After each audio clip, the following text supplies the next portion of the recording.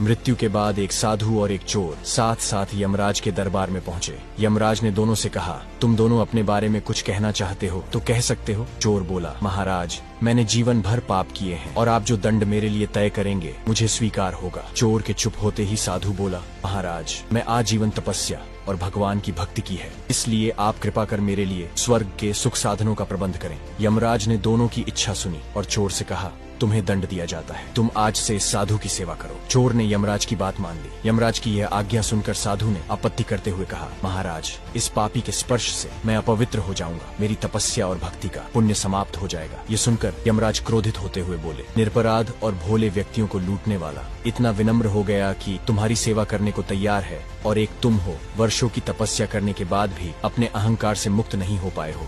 तुम अभी तक यह नहीं जान पाए कि सबके भीतर एक ही आत्म तत्व समाया हुआ है। तुम्हारी तपस्या अधूरी है और तुम इस चोर की सेवा करो। कहानी से सीख, अहंकार मनुष्य के पतन का कारण होता है। यदि इंसान अपना अहंकार नहीं छोड़ता है तो जीवन भर का कमाया हुआ पुण्य भी एक झटके में नष्ट हो जाता है।